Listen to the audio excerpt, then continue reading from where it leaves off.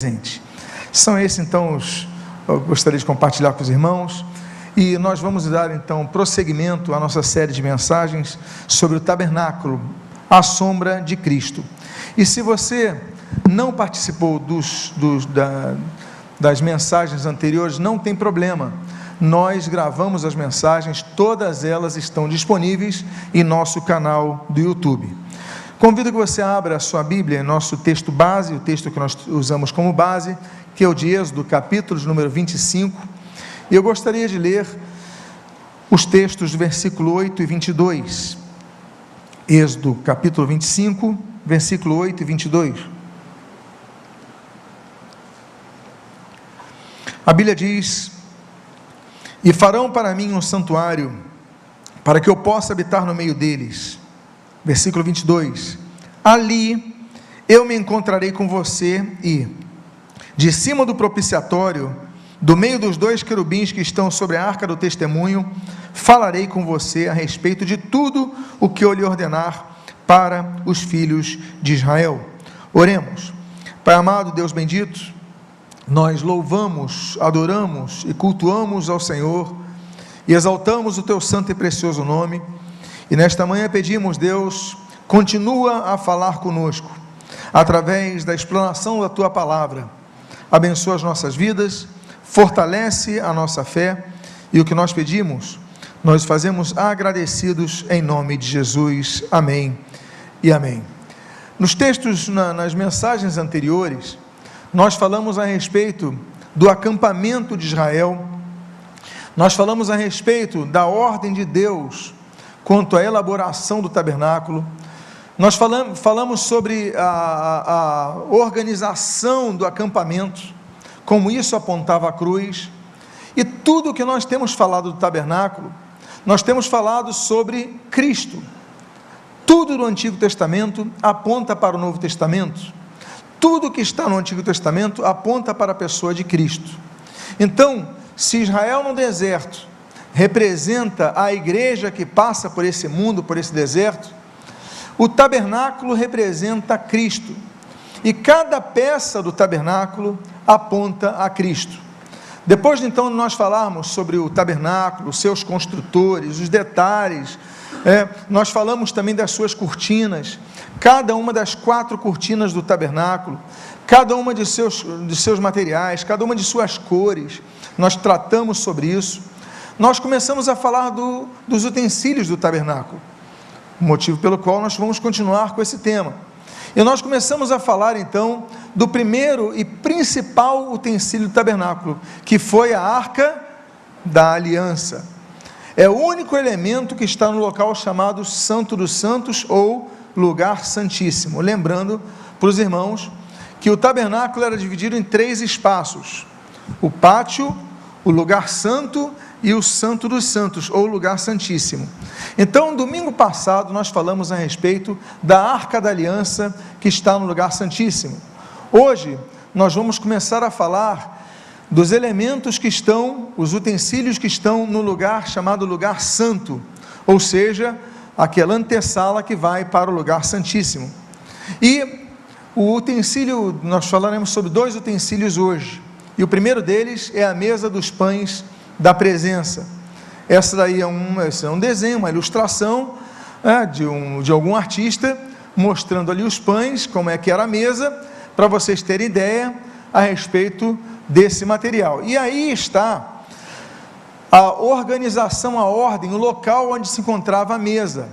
Então nós voltamos a falar sobre o que nós comentamos no estudo sobre a localização de cada material, apontando a cruz de Cristo. Tudo no tabernáculo aponta a Cristo. E nós então nós falamos então da Arca da Aliança, que você pode ver que está no topo dessa imagem, e agora falaremos de quem entra no lugar santo, está à direita, então a mesa dos pães da proposição, ou a mesa dos pães da presença. E qual é a sua composição? A Bíblia diz nesse texto, então eu vou ler o capítulo 25, nos versículos 23, 24 e 28, diz assim: faça também uma mesa de madeira de acácia, faça um revestimento de ouro puro, e ponha um remate de ouro ao redor. Faça também uma borda ao redor, da largura de 4 dedos, e ponha um remate de ouro ao redor da borda. Faça também 4 argolas de ouro, e fixe-as nos 4 cantos que estão nos 4 pés da mesa. Faça estes cabos de madeira de acácia, e revista-os de ouro, para que a mesa possa ser carregada por meio deles. Bom, nós já falamos nos estudos anteriores, e eu volto a dizer o que eu disse na introdução, no primeiro dos estudos.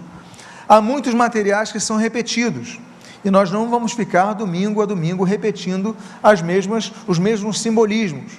Então, nós já tratamos dos elementos que nós vemos da mesa dos pães da proposição, nós já tratamos da madeira de acácia, né, nós falamos sobre isso, que é o material base da Arca da Aliança, que vai ser revestida de ouro. Então, domingo passado, também falamos sobre o revestimento de ouro. Falamos das argolas, porque a Arca da Aliança ficava com as argolas e as suas varas já fixas nela, então também tratamos sobre isso domingo passado. Então, não há necessidade de nós repetirmos. Agora, vamos falar dos pães. Nós voltamos a dizer que tudo no tabernáculo aponta a Cristo, e Jesus é o pão da presença, que é o pão da vida.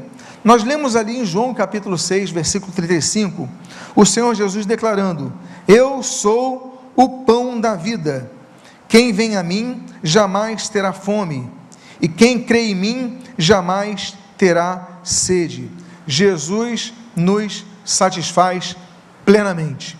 Quem encontra Jesus não precisa buscar socorro em algum santo, não precisa buscar socorro em alguma religião, não precisa buscar socorro em algum pastor, em algum profeta, porque Jesus é tudo o que nós precisamos. Quem tem Jesus está plenamente satisfeito. Muitas vezes nos rodeamos de tantas pessoas, inclusive cristãs, inclusive pessoas envolvidas, mas nós não buscamos o Senhor. Nós buscamos a revelação de um profeta, nós buscamos a pregação da palavra. Glória a Deus por isso, não há problema nenhum, muito pelo contrário, isso é saudável e necessário. Mas o que eu digo é que o fundamental é nós termos um encontro com Cristo. Por quê? Por causa disso.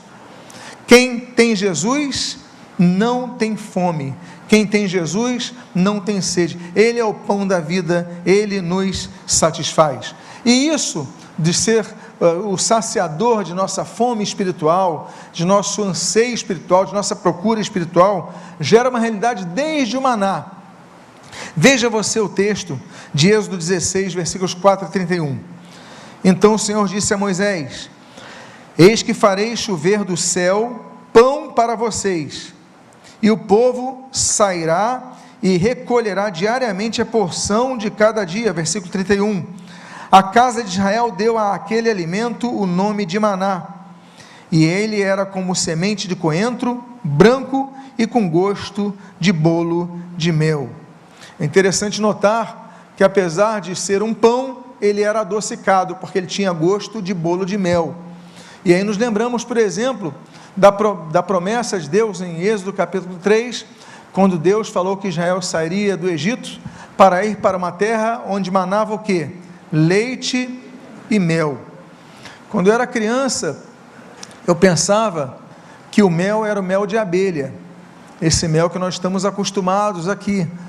Mas quando eu fui lá pela primeira vez, e das outras vezes que eu fui passando pelo deserto, eu descobri que naqueles desertos, você passa por alguns oásis, você vê muitas tamareiras, e aquelas tâmaras, elas geram mel, é o mel de tâmara.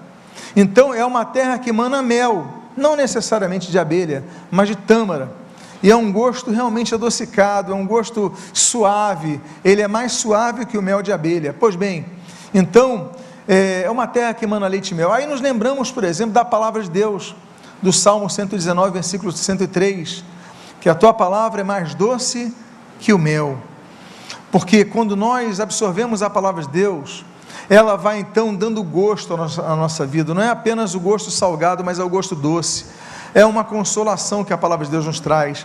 Então, quando nós começamos a ver sobre o maná, o pão representado ali naquele local, nós apontamos também para a palavra de Deus que nos sacia.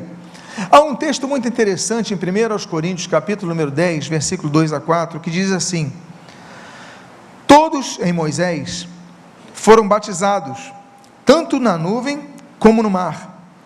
Todos eles comeram do mesmo alimento espiritual, olha que coisa interessante, e beberam da mesma bebida espiritual, porque bebiam de uma pedra espiritual que os seguia, e a pedra era Cristo.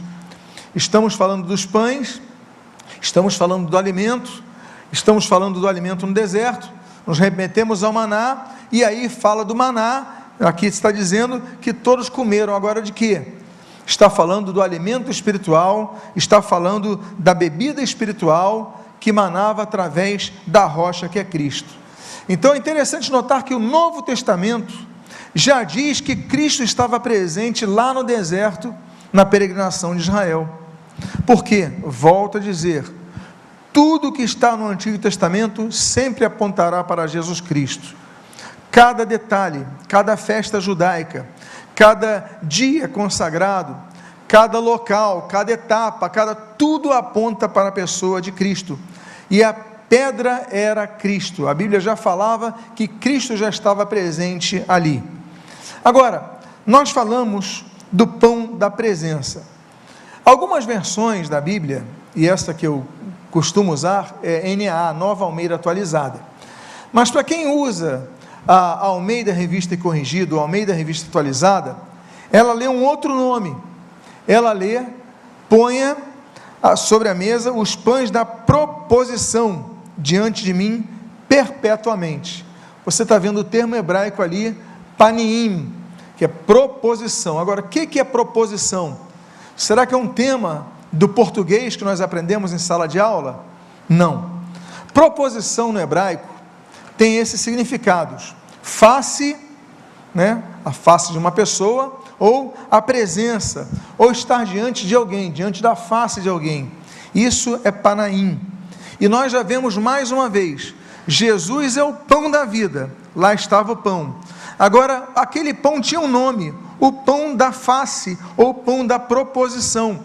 E nós vemos exatamente isso, que é o pão da presença. Por quê? Porque Jesus está presente hoje na igreja. Olha o que diz o texto de Mateus capítulo 18, versículo 20. Porque onde estiverem 2 ou 3 reunidos em meu nome, ali estou no meio deles. A presença de Jesus está no meio da igreja. A presença de Jesus está onde estivermos reunidos em nome dele. Então, quando aqueles pães recebem o nome de pães da presença, porque podia só colocar pães, mas ele qualifica, coloca o qualificativo que tem um significado, o pão da presença, o pão da face, porque quando você comia daquele pão, você então tinha o entendimento da presença de Deus em sua vida. É por isso, não por menos, que o Senhor Jesus na ceia, na Páscoa judaica, quando ele institui aquela ceia, onde é instituída, melhor dizendo, a nova aliança, Jesus pega o pão e o parte, e distribui entre seus discípulos, e ele diz: este é meu corpo. Então vocês veem que está tudo interligado, no Antigo Testamento, tudo interligado nessa mesa, porque é a mesa dos pães. Jesus está à mesa e parte o pão, e distribui aos seus discípulos, o pão da presença. Jesus não participa da ceia sozinho, Jesus não chega, olha, eu vou comer e depois a gente se encontra, não, a ceia é feita na comunhão dos santos. Por isso que é importante nós sempre estejamos juntos, reunidos no partir do pão. Jesus reuniu os seus discípulos para isso.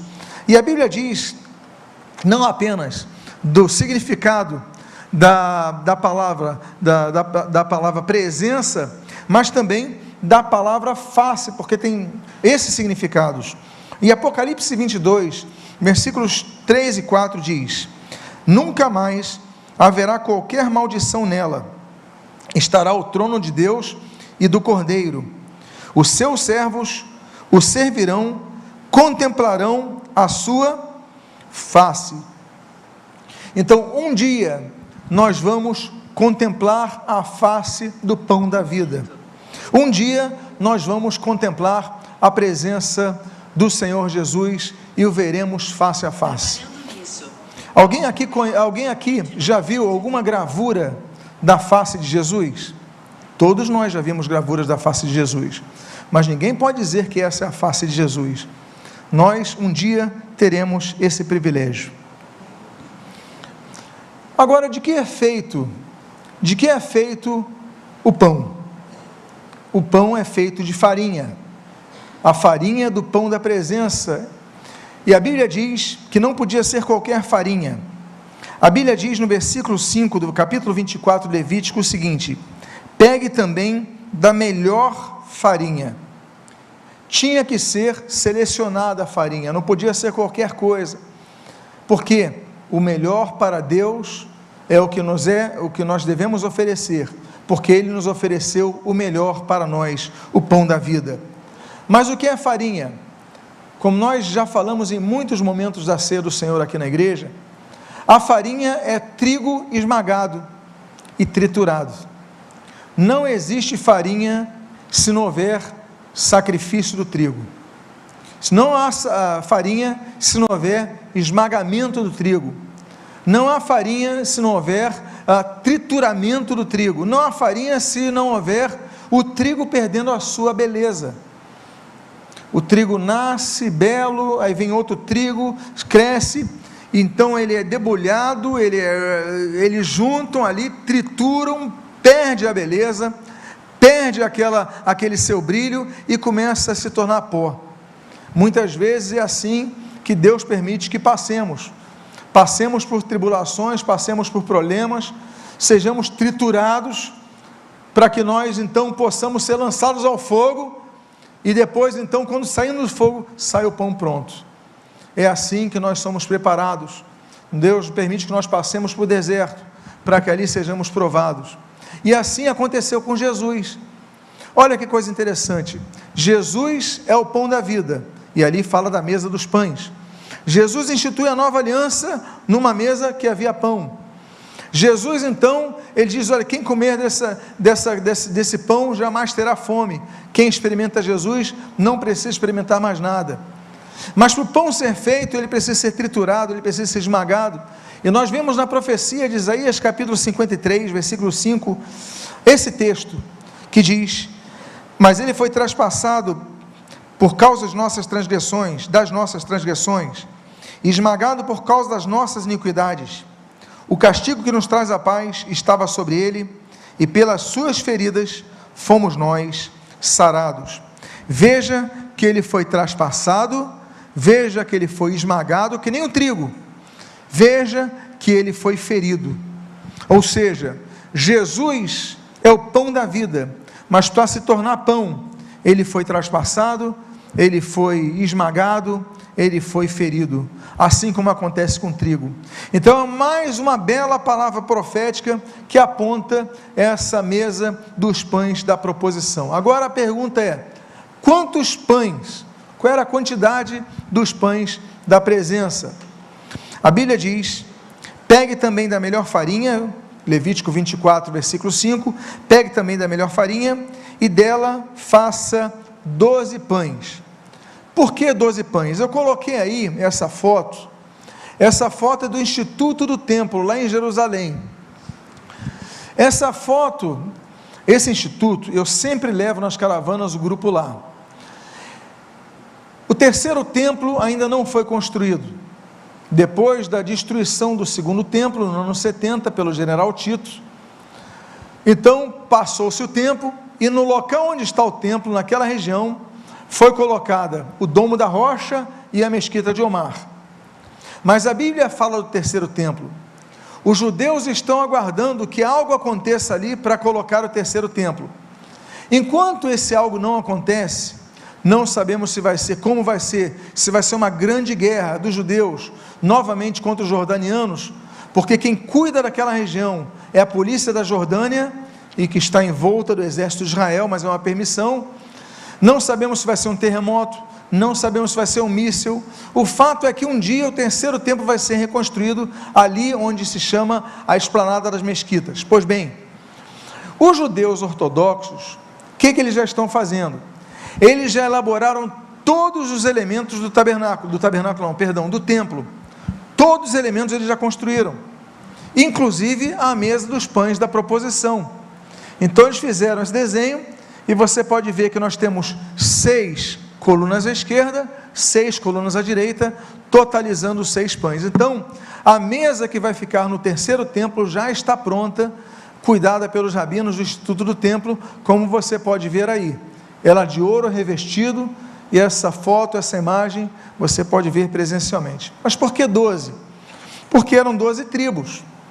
Cada pão representava uma tribo, e todas as tribos compunham um só povo. Ele é da tribo de Benjamim, ele é da tribo de Judá, ele é da tribo de Dan, ele é da tribo... Não importa a tribo que você era um povo apenas, o povo de Deus. Então, meus amados, esse pão, essa mesa dos pães da proposição aponta exatamente a isso. Esse texto de 1 Coríntios 10, 17 diz: porque nós, embora muitos, somos unicamente um pão. Olha que coisa interessante. Um só corpo, porque todos participamos do único pão. Então, são 12 pães diferentes, mas representam as 12 tribos, um só povo. São 12 pães diferentes, mas tudo veio apenas da mesma farinha, da melhor farinha. Ou seja, temos características diferentes, somos de denominações diferentes. Eu sou da Nova Vida, eu sou da Assembleia de Deus, eu sou da Igreja Batista, eu sou da Igreja Presbiteriana, da Metodista, não importa. Somos apenas um corpo em Cristo, como diz ali, embora muitos, somos unicamente um pão. Agora, a quantidade de pães no Templo de Salomão, e um dia nós faremos um estudo falando das diferenças do tabernáculo de Moisés para o tabernáculo de Davi e para o templo de Salomão. 3 locais diferentes. Esse estudo da manhã nós estamos dando é o tabernáculo de Moisés. No templo de Salomão, claro, suntuoso, maior, há uma outra quantidade que revela uma nova fase no relacionamento daquele povo. E a quantidade, ela multiplicou. Diz o texto de 2 Crônicas, capítulo 4, versículo 8 e 19, o seguinte: também fez 10 mesas, e as pôs no templo, 5 à direita e 5 à esquerda. Versículo 19.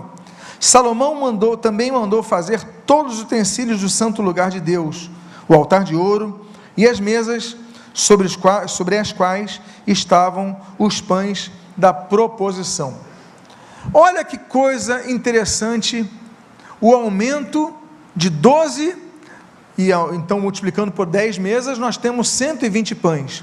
Por quê? Porque isso representa uma nova fase do relacionamento de Deus para com o seu povo, assim como aconteceu no dia do Pentecostes. Ora, multiplicou-se de 12, que era o número do povo de Israel, para 120. Aí por que 120? Veja o que diz o texto de Atos capítulo 1, versículo 15, e capítulo 2, versículos de 1 a 4.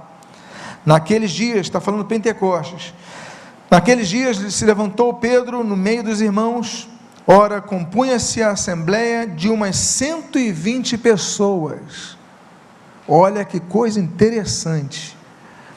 Ao cumprir-se o dia de Pentecostes, estavam todos, os 120, reunidos no mesmo lugar. E de repente veio do céu um som, como de um vento impetuoso, e encheu toda a casa onde estavam assentados. E apareceram, distribuídas entre eles, línguas como de fogo, e pousou sobre cada um deles. E todos ficaram cheios do Espírito Santo, e passaram a falar outras línguas, segundo o Espírito lhes concedia que falassem. Olha que coisa linda. Então, eram 12 pães, passaram a ser 120 pães. Está falando das duas grandes alianças: a antiga aliança para com Israel, 12 tribos, a nova aliança para com a igreja, representada nos 120 que estavam reunidos no cenáculo, que foram cheios do Espírito Santo. Glória a Deus por isso. Nada é por acaso na Bíblia. Tudo aponta para Cristo. O tabernáculo é Cristo no deserto, Israel no deserto, é a igreja neste mundo. Agora, outro detalhe interessante que Jesus cumpre também, é que no templo de Salomão havia cantores enquanto os pães eram preparados. Os pães não eram preparados em silêncio. A Bíblia diz: dos filhos dos coatitas, tinham o encargo de preparar os pães da proposição para todos os sábados. Quanto aos cantores, chefe das famílias entre os levitas, ficavam alojados nas câmaras do templo e estavam isentos de outros serviços, porque dia e noite estavam ocupados no seu serviço. Enquanto os pães eram preparados, os cantores louvavam ao Senhor. Então, meus amados, onde há culto ao Senhor, deve haver louvor ao Senhor, mas não apenas o louvor cantado, como nós vemos aqui, mas o louvor ecoado em nossos corações. Devemos louvar a Deus em todo o tempo, cantar a Deus, adorar a Deus.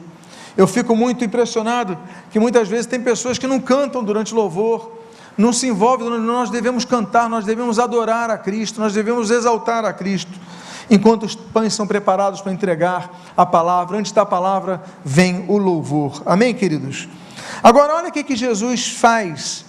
E Jesus cumpre exatamente essa questão sobre o louvor. A Bíblia diz em Mateus capítulo 26, 26, 27 e 30, diz assim: enquanto comiam, Jesus pegou um pão e, abençoando-o, o partiu e deu aos discípulos, dizendo: tomem, comam, isto é meu corpo. A seguir, Jesus pegou um cálice e, tendo dado graças, o deu aos seus discípulos. E, tendo cantado o hino, saíram para o Monte das Oliveiras. Ou seja, o culto encerrou com louvor. Havia louvor em todo momento. Havia louvor no templo, havia louvor no cenáculo, havia louvor nas casas, havia louvor não cenáculo, como eu citei, naquela sala de jantar, onde Jesus então partilhou da sua ceia tão santa. Então nós falamos de um dos elementos, que é a mesa dos utensílios, que é a mesa dos pães da proposição. E o segundo utensílio que eu tenho a tratar nessa manhã é o chamado, o que diz aí? O candelabro. O candelabro talvez seja o elemento mais suntuoso, até pela sua forma de brilho, pela luz que encandecia de suas 7 hastes. Então, o ouro com a luz brilhando ao redor. Então nós vamos falar do candelabro. Eu volto a colocar aquele mapa que aponta a posição de cada um dos utensílios do tabernáculo. Então, assim que você chegava no lugar santo, ficava-se a mesa dos pães da proposição, ficava à direita, o candelabro ficava à esquerda. Então, de que era composto o tabernáculo? O texto de Êxodo capítulo 25, versículos 31 e 39 diz: faça também um candelabro de ouro puro, de ouro batido deverá ser feito este candelabro. Com 34 quilos de ouro puro se fará o candelabro com todos estes utensílios. Eu volto a dizer, não vou repetir o que eu já falei sobre o ouro, mas nós podemos falar sobre 3 coisas únicas que existem nesse candelabro. Primeiro, era a única peça de ouro, é o único material que diz que tinha que ser feito de apenas uma única peça. Então, ao contrário do candelabro que você compra, que você coloca no seu escritório, que se você for ver, ele é montado, totalmente montado, aquele candelabro era, apesar de ter sua haste, seus braços, né, a sua haste central, o seu braço central, o seu haste central, perdão, e seus 6 braços, totalizando 7, mas apesar de tudo isso, era apenas uma peça de ouro único. E aí nós apontamos 3 coisas únicas que nós vemos em Cristo. Em primeiro lugar, somente existe um caminho para Deus.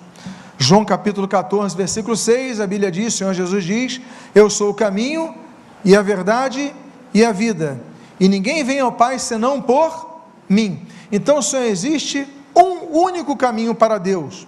O caminho não é Maria, o caminho não é José, o caminho não é Jorge, o caminho não é a igreja de Nova Vida, o caminho não é pastor falando de tal, bispo falando de tal, o caminho é Jesus. Só Jesus é o caminho para Deus.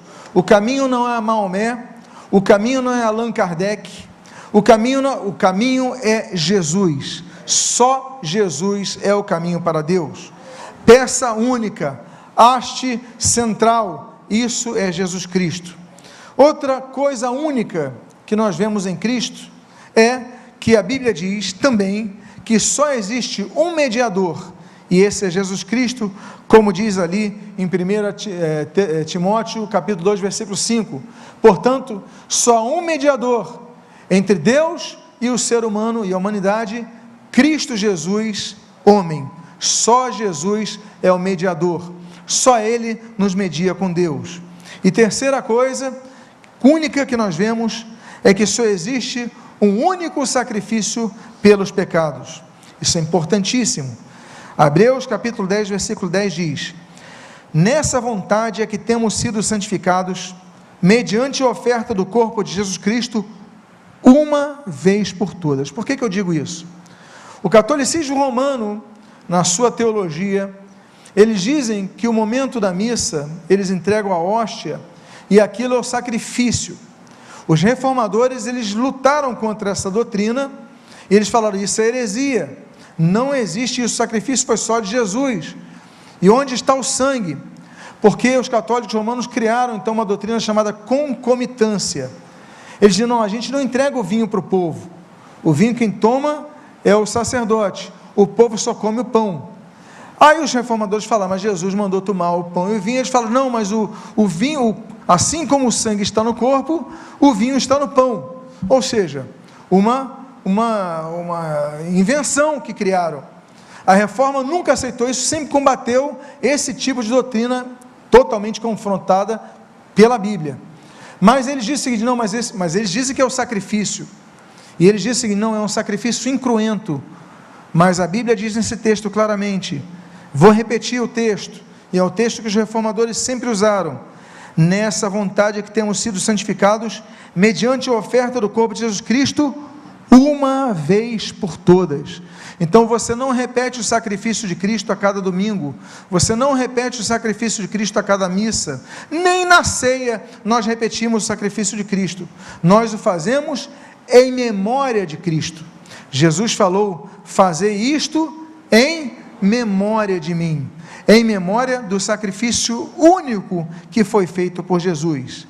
Pois bem, um outro detalhe sobre esse candelabro, é que a Bíblia não diz sobre o seu tamanho, a Bíblia só fala sobre o seu peso. Então, há várias ilustrações que nós vemos também, vários desenhistas, vários artistas que desenham o candelabro de Moisés, do tabernáculo de Moisés, mas ali são sugestões com base nos quilos que nós vemos do candelabro, porque ele tinha 34 quilos. Por que não havia medida? Porque não há como medir a luz de Cristo, ela é imensurável. Agora, como é que nós sabemos o formato? Agora é um dado histórico. Esse local, essa foto foi tirada no Arco de Tito, em Roma, pertinho do Coliseu. 5 minutos do Coliseu, nem isso você está no Arco de Tito. Se você observar atrás de mim, ali acima, tem essa imagem que vocês podem ver abaixo. Esse é o Arco de Tito, em comemoração às conquistas de Tito, o general Tito, que depois vai se tornar imperador, e eles talham a destruição do templo, e esse documento histórico mostra os soldados romanos carregando o candelabro. Então você pode ter uma noção do desenho do candelabro. Então nós não temos altura, nós temos, com base na Bíblia, a sua pesagem, e nós temos, com base nos documentos históricos como esse, a sua forma. E aí então, os judeus já prepararam o candelabro para o templo.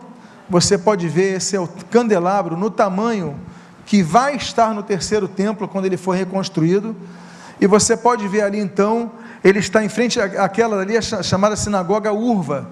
Ela foi totalmente destruída pelos jordanianos em 1947, erguida pelos judeus, depois que reocuparam Jerusalém Oriental.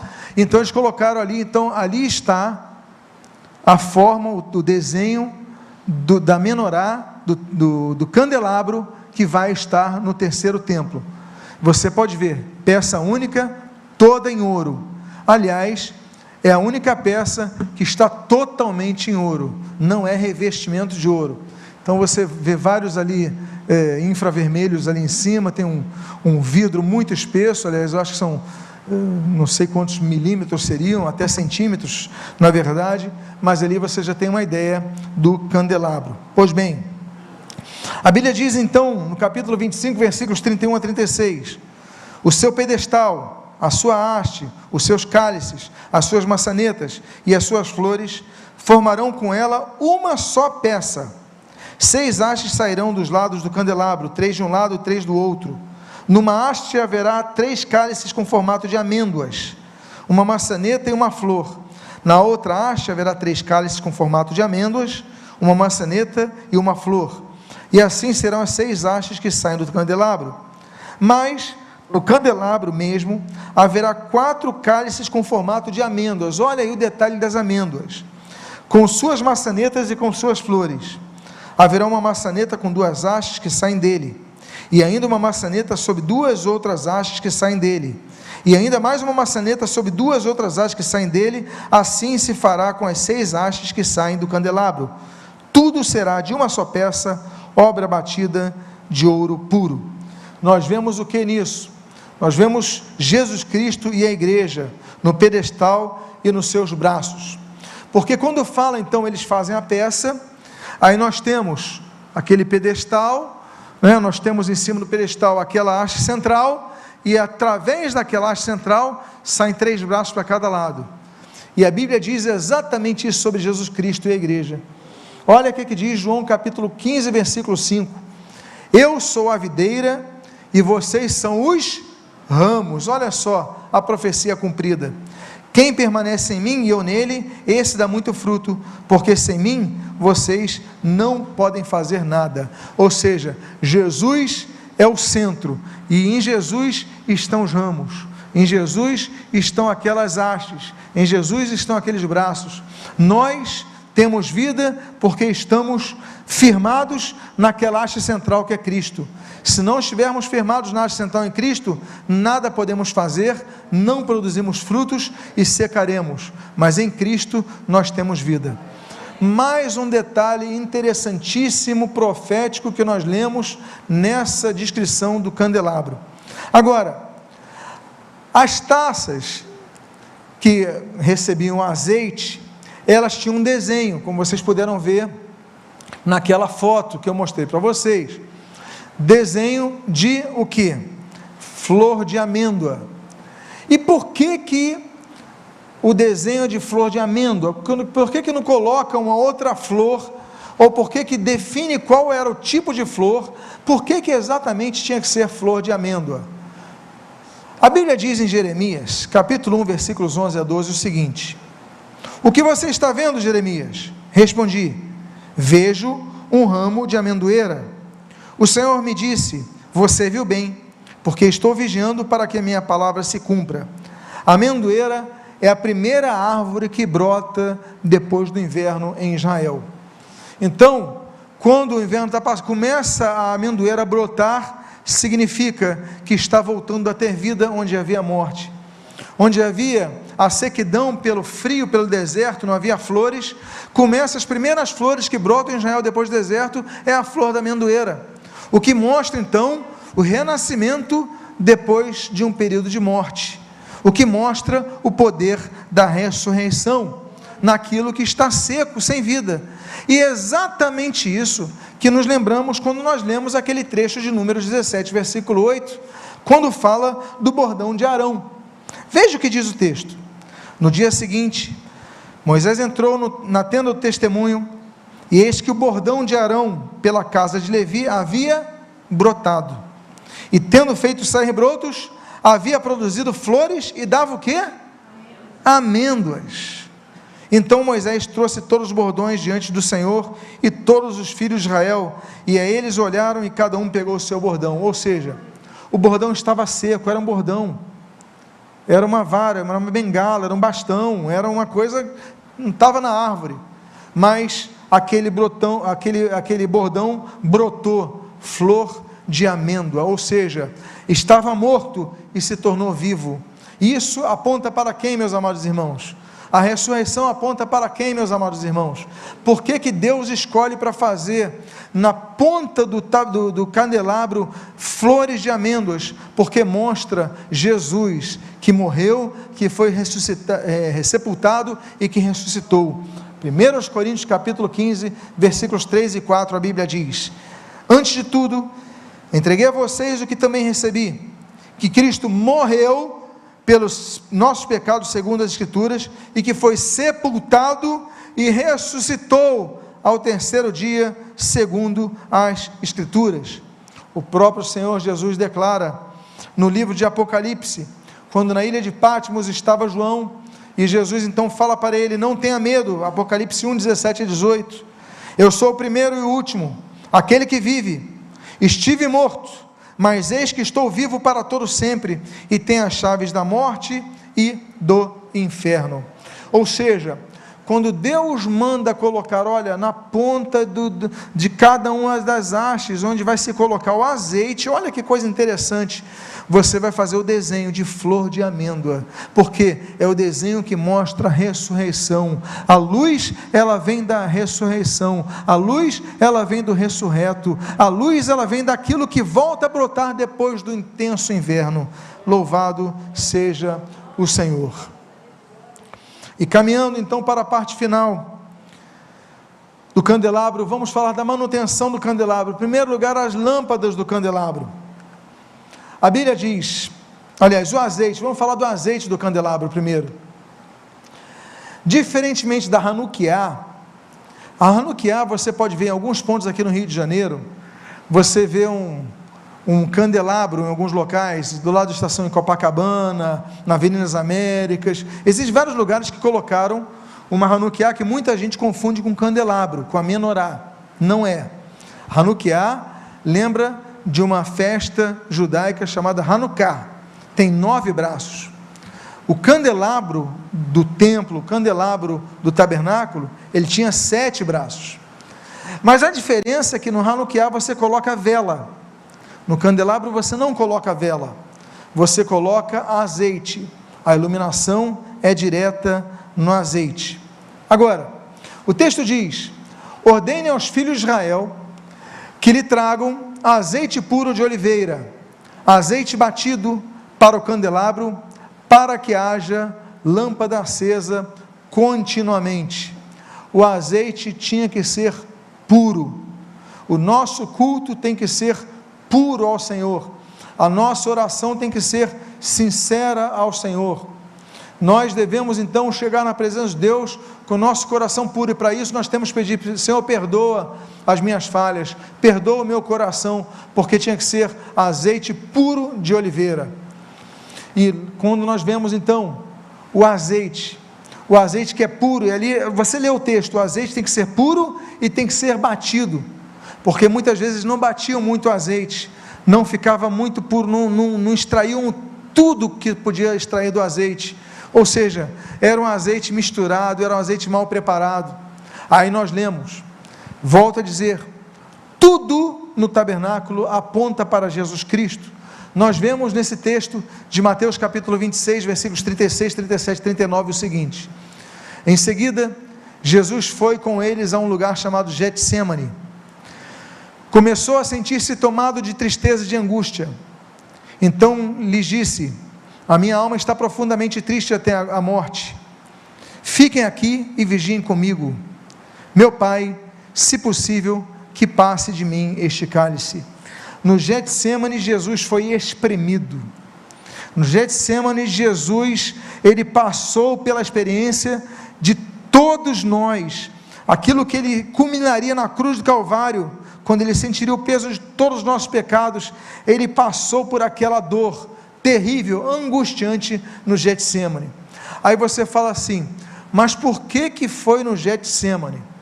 Se você conhece um pouco de hebraico, você vai entender que Getsemani vem do hebraico get, lagar ou prensa, e shemen, que significa azeite, local que o azeite é pressionado. Jesus, ele podia ter feito essa oração em qualquer lugar de Jerusalém, não podia? Podia. Jesus podia ter feito oração no Monte das Oliveiras, mas no sopé do Monte das Oliveiras estava o jardim onde o fruto das oliveiras, a azeitona, era pressionado, havia prensas. Por isso é Getsêmani, prensa do azeite. Ali era produzido azeite. E não por acaso Jesus escolhe aquele local para orar e para dizer sobre a angústia que ele passara, local da prensa. Assim também nós passamos, meus amados irmãos. E eu finalizo com as lâmpadas do candelabro. A Bíblia diz: faça também, Êxodo 25, 37, faça também as 7 lâmpadas do candelabro, as quais se acenderão para iluminar o espaço diante dele. As lâmpadas não eram acesas apenas para iluminar o próprio candelabro, diz o texto, para iluminar o quê? O espaço diante deles. Meus amados irmãos, em primeiro lugar, nós vemos que há 7 lâmpadas, mas são quantas luzes? Se você acender 7 lâmpadas que estão juntas, quantas luzes nós teremos? Apenas uma, porque a luz se funde, você vê apenas um brilho, você não consegue, são 7 focos diferentes, mas apenas uma luz você percebe. Então, nós vemos exatamente a noção da presença do Espírito Santo. A Bíblia fala, Apocalipse, por exemplo, capítulo 3, versículo 1, a igreja de Sardes, a Bíblia diz o seguinte: ao anjo da igreja em Sardes, escreva: estas coisas diz aquele que tem os 7 Espíritos de Deus e as 7 estrelas. Ora, 7 Espíritos de Deus não são espíritos distintos. A Bíblia já mostra no texto de Isaías, capítulo 11, versículo 12, o seguinte, sobre as 7 facetas do Espírito de Deus: do tronco de Jessé sairá um rebento, e das suas raízes brotará um renovo, repousará sobre ele o Espírito do Senhor, o Espírito de sabedoria, de entendimento, o Espírito de conselho e de fortaleza, o Espírito de conhecimento e de temor ao Senhor. Ou seja, são várias características que apontam a unidade do Espírito. Por isso que Jesus, ele diz: vocês são a luz do mundo. Vocês não são as luzes do mundo. Vocês são a luz do mundo. Por quê? Porque fala da unidade da igreja, fala do brilho da igreja. Meus amados irmãos, quando nós estamos unidos, nós iluminamos muito mais esse mundo. Jesus, ele diz em João capítulo 8, versículo 12 o seguinte: eu sou a luz do mundo, quem me segue não andará nas trevas, pelo contrário, terá a luz da vida. Então ele diz: vocês são a luz do mundo, e ele diz: eu sou a luz do mundo. Como é que nós podemos ser a luz do mundo? E essa resposta, se Jesus é a luz do mundo, ele dá nesse texto. Ele diz: quem me segue não andará nas trevas, pelo contrário, terá a luz da vida. Nós somos a luz do mundo, uma vez que refletimos a luz da vida, porque seguimos a Jesus. E então o candelabro, ele devia ser aceso no lugar santo. A Bíblia diz em Levítico capítulo 24, versículo 2: ordene aos filhos de Israel que lhe tragam azeite puro de oliveira, azeite batido para o candelabro, para que haja lâmpada acesa continuamente. Meus amados irmãos, todos os dias a nossa luz tem que brilhar. A nossa luz tem que brilhar aqui na igreja, tem que brilhar. A luz tem que brilhar em nossas casas, tem que brilhar. A luz tem que brilhar em nosso trabalho, em nossa faculdade, em nossos afazeres gerais, tem que brilhar continuamente em nossas vidas. E eu encerro com o capítulo 5 de Mateus, nos versículos 15 e 16, quando o Senhor Jesus, ele declara: nem se acende uma lamparina para colocá-la debaixo de um cesto, mas num lugar adequado, onde ilumina bem a todos. Você lembra que o candelabro estava ali, a luz para iluminar tudo que estivesse à sua frente? Nós devemos iluminar todos, bem todos que estão na casa. Assim brilhe também a luz de vocês diante dos outros, para que vejam as obras que vocês fazem e glorifiquem o Pai de vocês que está nos céus. Eu encerro com esse texto, encerrando sobre o tabernáculo, e eu quero dizer para vocês, que cada peça do tabernáculo aponta a pessoa de Cristo, e cada situação que nós vemos na pessoa de Cristo, nos ensinos de Cristo, no ministério de Cristo, nós vemos ecoada na igreja, que é composta de pequenos cristos, ou seja, de cristãos, aqueles que se declaram como seguidores de Cristo. O meu desejo é que Deus tenha abençoado a sua vida, e que tenha sido feita de maneira rica e abundante, em nome de Jesus. Fiquemos de pé, vamos orar ao Senhor, vamos